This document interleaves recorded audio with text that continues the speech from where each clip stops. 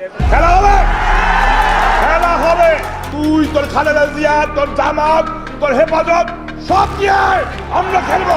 খেলা হবে, হ্যাঁ, এই একটি মাত্র স্লোগান দিয়ে যিনি একটা সময় গোটা নারায়ণগঞ্জ তো বটেই, পুরো বাংলাদেশের রাজনীতিতে ভীতি আর উত্তাপ ছড়িয়ে রাখতেন, সেই তথাকথিত গডফাদার শামীম ওসমান এখন খোদ আমেরিকা রাজপথে জীবন নিয়ে দৌড়াচ্ছেন। অন্যদিকে শেখ হাসিনা সরকারের সবচেয়ে কুখ্যাত কিলিং মিশনের প্রধান পুলিশের সাবেক কর্মকর্তা মনিরুল ইসলাম এবার মুখ খুলেছেন। 5ই আগস্ট শেখ হাসিনার পতনের পেছনে খোদ সেনাপ্রধানের দিকে আঙুল তুলেছেন তিনি।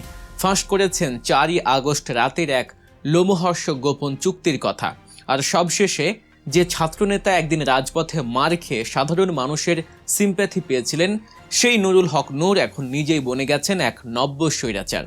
আজকের এই ভিডিওতে আমরা এই 3টি চাঞ্চল্যকর ঘটনার ভেতরের রাজনীতি এবং পেছনের আসল সত্যটা বিশ্লেষণ করব।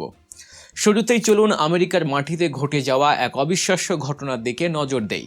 আপনাদের নিশ্চয়ই মনে আছে নারায়ণগঞ্জের সেই দোর্দণ্ড প্রতাপশালী শামীম ওসমানের কথা, যার ভয়ে একসময় নারায়ণগঞ্জের মানুষ থরথর করে কাঁপত।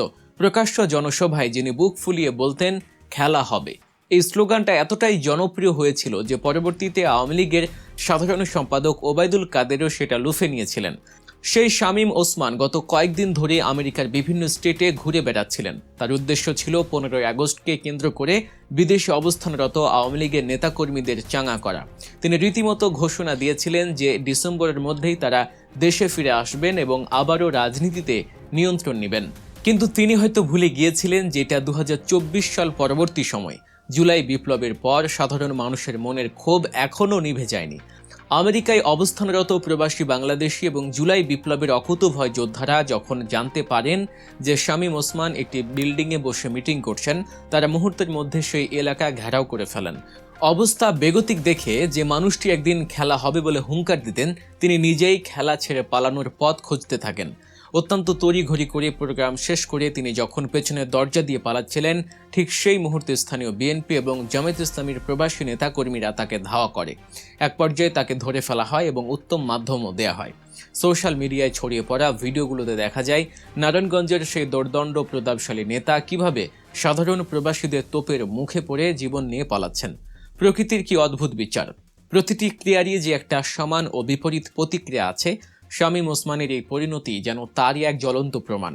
তবে শামীম ওসমানের পালানোর চেয়েও এখন বাংলাদেশের রাজনীতিতে সবচেয়ে বেশি আলোড়ন সৃষ্টি করেছেন শেখ হাসিনার আমলের পুলিশের কাউন্টার টেরোরিজম বা সিটিটিসির প্রধান মনিরুল ইসলামের একটি সাক্ষাৎকার। শেখ হাসিনার শাসনামলে তাকে বলা হতো খুনের সম্রাট। মাসুদা ভাট্টি নামের এক ইউটিউব চ্যানেলে এসে তিনি সম্প্রতি এমন কিছু কথা বলেছেন যা শুনলে যে কোনো সুস্থ মানুষের গা শিউরে উঠবে।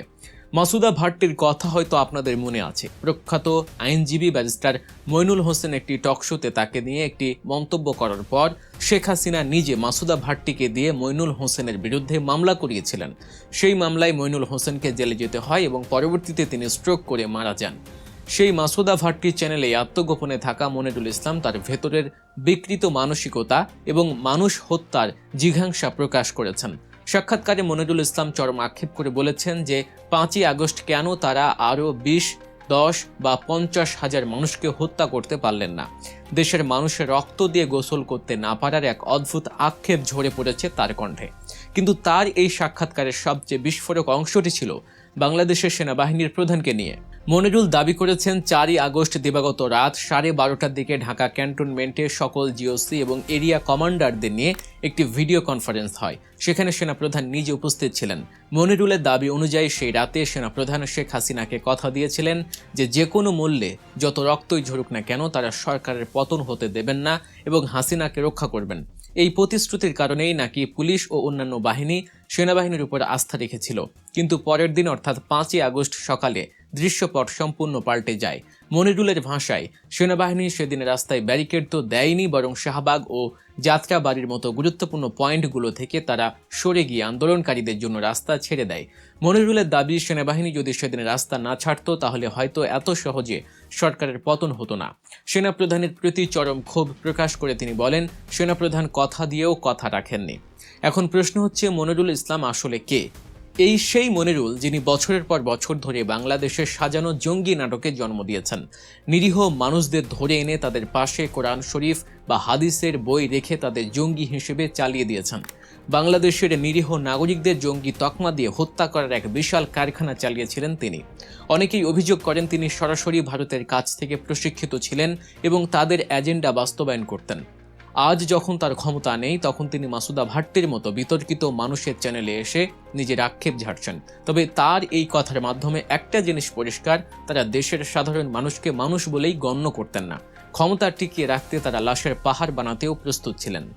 এবার আসা যাক বাংলাদেশের রাজনীতির আরেক আলোচিত চরিত্র নুরুল হক নূরের কথায়। কোটা সংস্কার আন্দোলন থেকে উঠে আসা এই তরুণ নেতা একসময় সাধারণ মানুষের তুমুল সমর্থন পেয়েছিলেন। শেখ হাসিনার শাসন আমলে ছাত্রলীগের হাতে বারবার নির্মমভাবে মার খেয়ে তিনি হয়ে উঠেছিলেন প্রতিবাদের প্রতীক। কিন্তু ক্ষমতার কাছাকাছি যাওয়ার লোভ মানুষকে কতটা বদলে দিতে পারে তার জ্বলন্ত প্রমাণ আজকের এই নুরুল হক নূর। সম্প্রতি কুষ্টিয়াতে ইসলামী বক্তা ও সংসদ সদস্য আমির হামজার উপর একটি হামলার ঘটনা ঘটে এবং এই হামলায় সরাসরি নেতৃত্ব দেয় নূরের দল, গণ অধিকার পরিষদ এবং ছাত্র অধিকার পরিষদের নেতাকর্মীরা। এই ঘটনার ভিডিও প্রমাণও সোশ্যাল মিডিয়ায় ঘুরপাক খাচ্ছে। সারা দেশে যখন মানুষ একটি ঐক্যের কথা বলছে, তখন নূর তার নিজের দলের নেতাকর্মীদের দিয়ে হামলা চালিয়ে উল্টো হুমকি দিচ্ছেন। তিনি প্রকাশ্য জনসভায় বলেছেন, জামায়াত যদি বেশি বাড়াবাড়ি করে তবে 5ই আগস্টের আগে তারা যেমন আন্ডারগ্রাউন্ডে ছিল তাদেরকে আবারও সেই আন্ডারগ্রাউন্ডে পাঠিয়ে দেওয়া হবে। একটু ভেবে দেখুন, যে ভাষায় একদিন শেখ হাসিনা বা ওবায়দুল কাদের কথা বলতেন, যে ভাষায় ছাত্রলীগ একদিন সাধারণ ছাত্রদের হুমকি দিত, ঠিক একই ভাষা আজ নূরের মুখে। দর্শক, রাজনীতির এই যে অদ্ভুত পালাবদল, ক্ষমতার এই যে নির্লজ্জ মোহ, এই সব কিছু আমাদের চোখে আঙুল দিয়ে দেখিয়ে দেয় যে ক্ষমতা চিরস্থায়ী নয়। শামীম ওসমান, যিনি একদিন পুরো দেশ কাঁপিয়ে বেড়াতেন, তিনি আজ বিদেশের মাটিতে দৌড়ে পালাচ্ছেন। মনিরুল ইসলাম, যিনি একদিন মানুষের জীবনের ভাগ্য বিধাতা সেজে বসেছিলেন, তিনি আজ ইউটিউবে এসে আক্ষেপ করছেন। আর নুরুল হক নূর, যিনি মজলুমের পক্ষে কথা বলে নেতা হয়েছিলেন, তিনি নিজেই আজ জালিমের ভূমিকায় যেন অবতীর্ণ হচ্ছেন। দেশের সাধারণ মানুষ সবকিছু দেখছে এবং তারা সময় মতো ঠিকই বিচার করে দেয়।